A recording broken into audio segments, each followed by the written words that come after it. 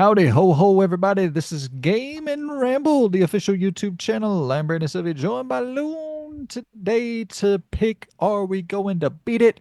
Are we going to backlog it? Are we going to burn it?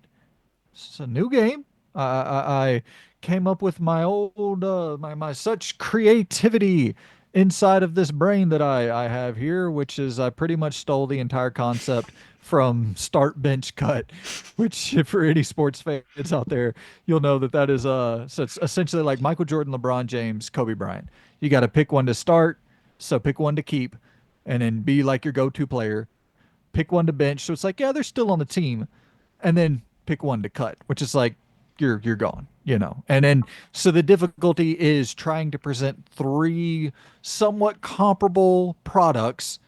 And what we're going to do here today is I got three games for Loon. He's going to pick, and he's not just going to pick what he feels personally, he's also going to try to think for the audience. So he's Oh. So he's going to be looking at this not just his own personal bias. He's going to be looking at it like if he had to recommend these games universally to people, which one would he recommend for you all to beat? Like a game for you to, that's, uh, high recommend. A game for you to backlog, a game that's like, yeah, that's a decently high recommendation, or a game for you to burn, where it's like, out of these three, it's the one I would recommend you drop. So, does that sound like a decent summary? Yep, that hurts though, with what you've listed here that I can see. Well, I guess I can go ahead and get into the games that I have on the docket for you, Loon. You ready to kick it off? Unfortunately, yes. Okay. So the three games that Loon is going to have to pick from here today, picking one to beat, one to backlog, and one to burn. And this is his recommendation for the world. So the first game on the list is going to be Elix 1. The second game on the list is going to be Tomb Raider 2013. And the third game is going to be Disco Elysium. Now, for those of you out there who are looking at this, you're thinking, Elix 1. One of Loon's favorite games of all time is Elix 1, a game that he cherishes. So I wanted to really put his feet to the fire. He loves all of these games. And now it's just a matter of picking which he recommends for you to play immediately, which he Hmm. recommends for you to backlog, and which he recommends for you to burn. Okay. It hurts me, but I feel like I'm fairly level-headed when stuff like this happens. So, right. All three great games. Equally great. No, no, I can't do that.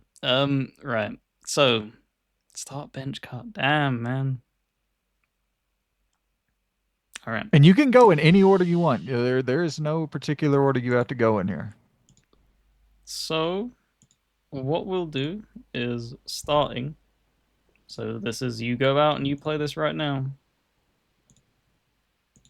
Disco Elysium. Oh, okay. I think that of them three that you listed, the reason I'm coming to that conclusion, not only just being a massive fan of the game, there's nothing quite like it. Um, Elix 1 and Tomb Raider are both great games, but you can kind of get them experiences elsewhere. That is true. You can't really experience the magic of Disco Elysium anywhere else. Like, to a lot of people that maybe pick it up and maybe dived into like the opening hour and like, yeah, it's not really for me.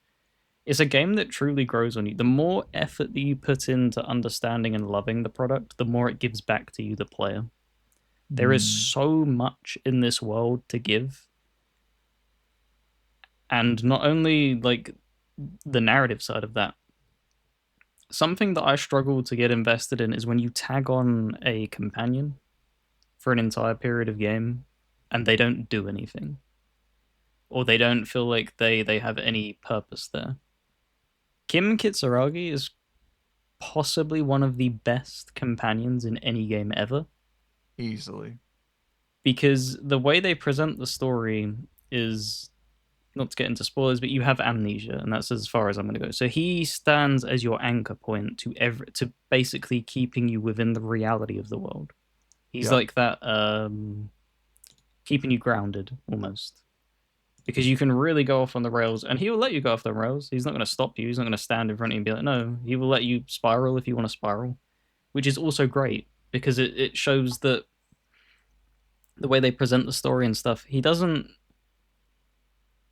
He's just an extreme professional at the end of the day. He's just there to do a Yep. job, and because you technically outrank him, even though you don't know it, he's just rolling with you because he's like, I don't really care. Really, at the end of it, like we'll do what we do because they're in such a disarrayed format of that world that they could just write up a random report and be done with it, even if they wanted to do that.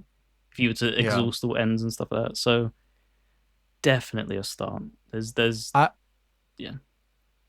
I love that pick. I love that you chose that one, and I love your explanation for it because at first, when you said it, I was like, okay, as a universal recommendation, I don't know I would pick Disco Elysium for my beat it. Maybe that would be one I would pick for a backlog. It is something you need to play, you need to experience, but I don't know. Is it something you need to prioritize above a game that I think, and not to get into what I think that game is, but there's a game on this list that I think is universally going to be enjoyed by pretty much everyone that plays it. I don't know that is the case with Disco Elysium, but the way you presented your argument was that you need to experience this. It is like a top priority experience you should have Mhm. because it is so unlike anything else. So I appreciate the angle you took with that argument there. Yeah, it's like I said, it's the thing of it's not going to be for everybody, but there's Exactly. also nothing else quite like it, and that it's the thing of like because I presented that same argument of Shadows. It's not going to be for everybody, but there is other stuff like it.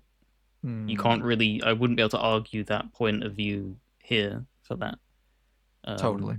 Disco Elysium truly is just wild in what it sets It's out to achieve. Like, it's one of one. yep, and the only time in history where not to like be like, yay, we're never getting another one. But I don't think it needed another one. It's one of them No. things where you would have ruined what it was. It's my same feeling with like how they did Bioshock 2 and how I have that as like a thing. I don't think we needed a Bioshock 2 in the way that that set out into Rapture again. I think if he would have gone to Infinite and made that Bioshock 2, that would have been fine. But like Rapture was an open book and they closed it. They tied off all Close to. loose ends that needed to be done. Revisiting that after showing everything that was done in that first game just felt wasted. And I think that's what would have been done with Disco Elysium. I don't think you would have been able to capture that specialty again because everything you were just on a cosmic ride of just absurdity. I don't think you could So recapture that. Disco is your pick for Beat It. Yep. And I think that with your explanation intact, I think that makes all the sense in the world. Backlog it. The game you're going to pick for people to backlog. That is I'm so curious how much your love for something is going to factor into this. So backlog Tomb Raider 2013. Okay. Okay. There is no way in hell I'd be able to argue Tomb Raider 2013 over the other one, which we will get to, which is Elix, of course. You like Elix more than Tomb Raider 2013 though, right? You personally? Across the board, no. Okay. I'm. I should have picked something It's like a the hell's that? Like a pendulum scale kind of thing scale. where there are so many aspects that I do prefer in Elix that I think it does better than Tomb Raider. But Tomb Raider is just you got to remember, like I didn't play Uncharted until PS4, Hmm. so this was my Uncharted. So when everyone was getting wowed by Uncharted, this was my first Uncharted S game, and I'm Makes gonna say sense. something controversial. I think it's better than Uncharted, hands down. Them three games I think are better than Uncharted 3, but it's all down to personal taste. So you think that the Tomb Raider reboot are better than the Yeah, first three Uncharted yeah. games? Yeah, yeah. I would say. definitely I'd take 2013 and I'd take all the rebooted Tomb Raider games over the first three Uncharted games, and then I would take Uncharted 4 over any Tomb Raider game.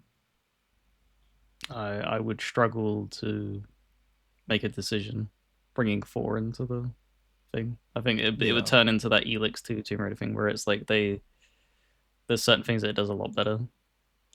But yeah, no, backlog. Tomb Raider, perfect game for a backlog because if you haven't tried it yet, it's already in your backlog. You're right. It's been out since 2013, guys. You've had a 12-year period. Um, yeah, it's that thing of like if you haven't played it and you enjoyed Uncharted, what are you doing? Like go treat yourself, man. Like it's not It's something where it's incredible. like you have to and that's the thing of like where I was presenting that as like a viewpoint. It's not a one-to-one unique experience. It's fairly similar to what Uncharted does in many Yeah. ways. Um, it does a lot of what a lot of third-person action adventure games do in many ways. Like there's very few things that it does uniquely.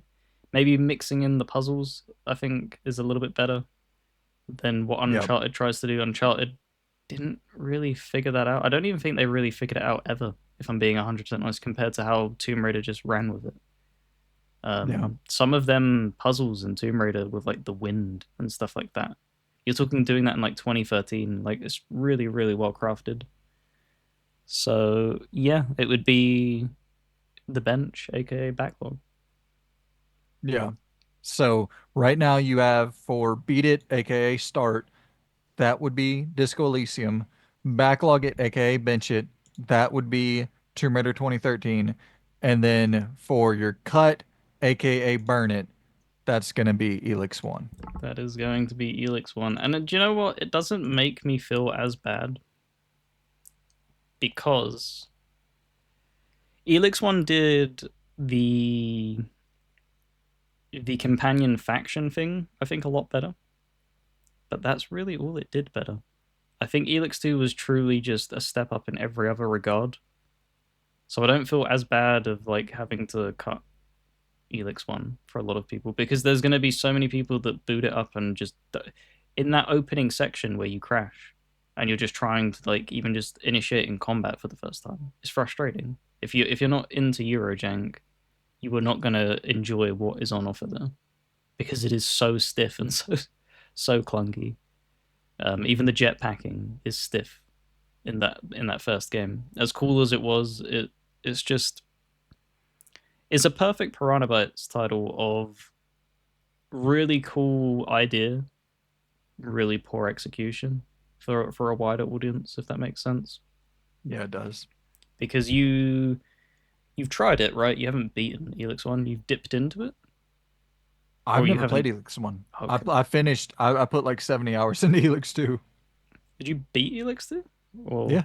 oh, that's awesome. Yeah. So yeah, I think it paces itself a little bit better. The story in Elix One. Some parts in Elix Two kind of felt weird in the way it did it as well.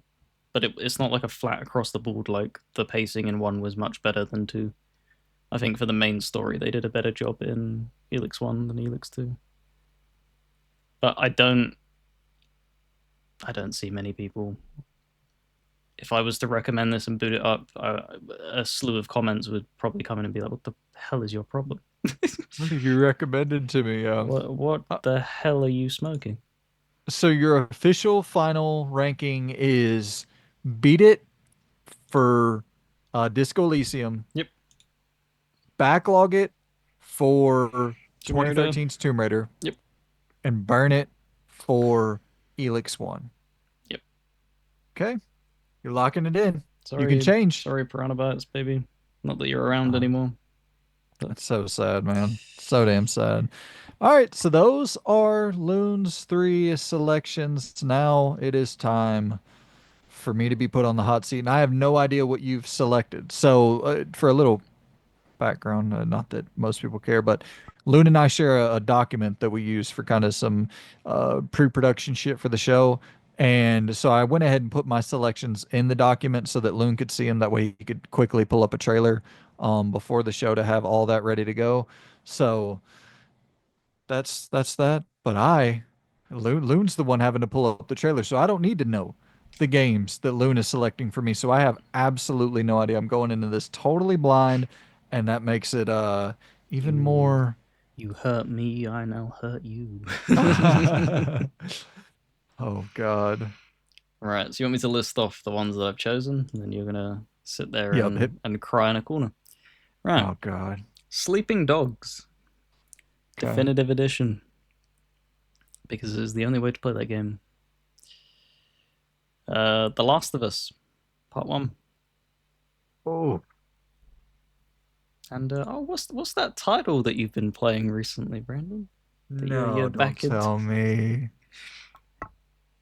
You're not doing Alpha Protocol, are Yeah, you? I think that would make a really interesting God, being that brutal. Loon.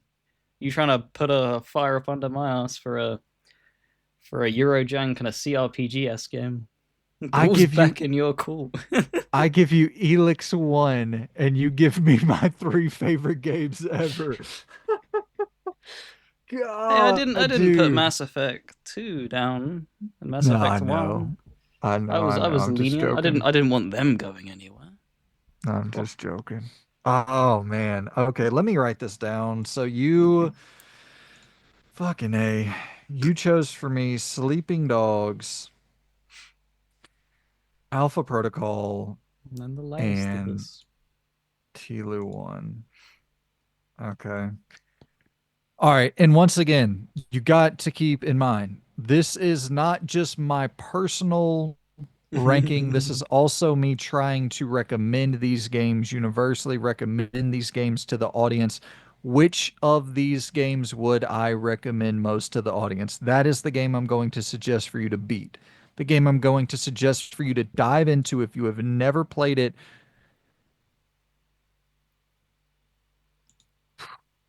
Fuck, dude.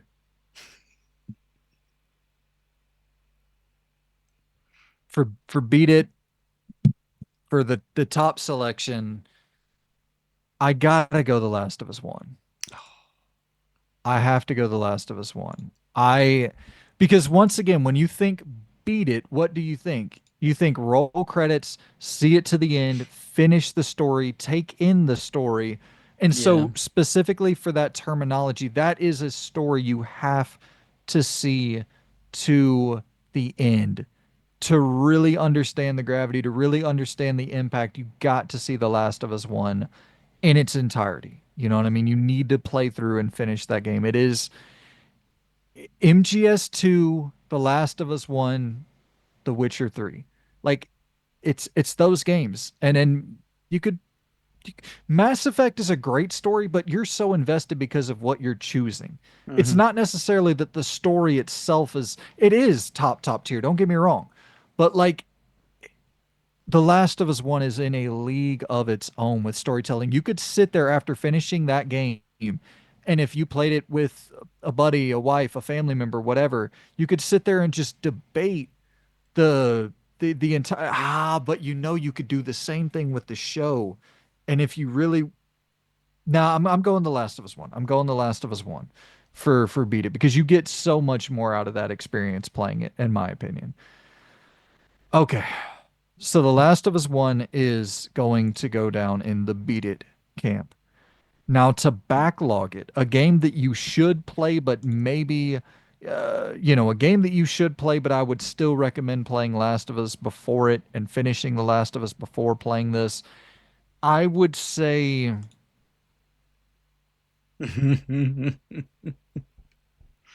Oh. so brutal, Loon. Jesus Christ, dude. Fuck, this sucks, dude. Okay, Sleeping Dogs is going to be the game that I recommend for people to backlog. Really? So go ahead and tell me why you're surprised, and then I'll counter. So I would. This is even crazier to me because I would have thought Alpha Protocol would have snuck in here. Because I was internally even debating whether or not you'd put it as beat first and foremost. Because you're talking about. I know The Last of Us is like an incredible story and stuff like that, but its gameplay isn't like. Eh. It doesn't really do much. There's not much choice and stuff like The that. Alpha Protocol in No, but comparison. no. But what I mean is like choice and stuff like that, and being able to build around that choice. Because Oh when you yeah, actually yeah, get yeah. deeper into them skill trees, let's be 100% real. It's not like amazing, but it's not as bad as when you pick up a gun for the first time and you're wobbling like a meth Yeah. addict in a crystal cavern. Like, So I'll explain my reasoning then, because that you're exactly hitting on my reasoning. Sleeping Dogs, you're going to pick up Sleeping Dogs. It's going to play fucking amazing from the moment you touch the controller until 100 hours in, or how it like it's never going to play poorly. That mm, game is going to play amazing the entire time. The driving, the slow motion shooting, the jumping onto different cars, the mixed martial arts upgrading. So like every moment of gameplay is top tier. Now, is it something you necessarily need to see to its finality? Do you need to see it to its end? Not necessarily. I don't think the story is top tier in Sleeping Dogs. Whereas with The Last of Us, you got to beat that game. You got to see it to its end. All right. So now I guess we need to talk about Alpha Protocol, right? yeah. So I'm going to have to select Alpha Protocol to be the game you burn out of these three. And listen, I don't think this would be my personal ranking for my like personal, very subjective top 100 list. This would not be my ranking. But Alpha Protocol, you will play this game for the first quite a few hours, and it's not going to be a very enjoyable gameplay experience. The story is off the charts. It's one of the only games where choice literally matters every step of the way and can alter entire scenes that you see, entire gameplay missions that you get. It is a game where agency actually has impact. And it, it but here's the thing. Here's the thing. Do you want to suffer through that gameplay for that long? And I'm thinking, once again, this is a recommendation, broadly speaking. You know what I mean? Like I'm Yeah. not for me, I'm playing through it again. This is like the fifth time I've played through it in 5 years. Hmm. I love that game so damn much. But even starting it up, like as I started up, I was like, oh, well, here we go. I gotta slog through these opening hours until I can, upgrade the shit out of my character to do some cool moves and to actually be able to shoot accurately. And There's mandatory yeah, tolerance that needs to be met before yeah, you can breach into the enjoyment aspect. That's fine. Yeah, that makes sense. Because the thread of logic I was going with is that you could kind of somewhat argue that with like Disco Elysium for a lot of people, in the way that Disco Elysium doesn't really have the most. It's not pulse pounding like The Last of Us and stuff like that, and keeping you up that way. But it is also a unique experience, and I think what Alpha Protocol does in many ways is a unique experience, because there's very few games that, like you said, when you're making a moral dilemma choice, you maybe get like a throwaway text line or something like that. The entire level changes. yes, Like they did that in like 2009, 2008, whenever this came out, 2009 E3. 11, I think. Oh, okay. Oh, the trailers 2009. I don't know when it released then. Oh, okay. So my bad. 2010, 2010. Yep, it Yeah. was 2010. Yep, that makes sense. E309, release So 2010. That makes sense. doing that where, that wasn't really a phrase that was uttered as much, like, oh, choice has consequences. Like that was like mid, 2013 onwards that they started to really fucking fan that phrase. So they were doing that and actually backing it up. That's the big difference, is that it wasn't just like, oh, you choose to apply pressure onto this person. It's not like a faction meter that's going down and just that's it. Like, oh yeah, they charge you 5% more for a weapon if you want to buy from it. Like the entire layout of the mission structure would change. They would get Yep. more guards. The guards would be better equipped. Or you could even befriend and they would get you further into the mission without conflict and stuff like that. So that's where I'm like, I'm surprised that that's been placed that low. Because if we're genuinely, but it's a tough free picks though. It is a really tough free picks because they each of them games do something So S different. tier in their own right. That choice and consequence is S tier for Alpha Protocol, but that gameplay is Yes. whack. Yeah. um, Sleeping Dogs gameplay for me, I would take it over The Last of Us every day of the week and Oh, all day. Alpha Protocol. Like it's this hand to hand combat's impeccable, but true narrative powerhouse. Not. The Last of Us, No. man, would take Yeah. that cake. So it is. It's what you value most in a game, and what you would hope gamers would value most. And it's the thing where The Last of Us has good gameplay, not great gameplay, good gameplay, solid, consistent throughout the entirety of it with an S tier story. I think it's the best game overall. I think when you all the elements combined, I think it is the best of the three listed here. Uh, Sleeping Dogs, solid story, solid to good, incredible gameplay. And then Alpha Protocol has incredible elements like out the wazoo.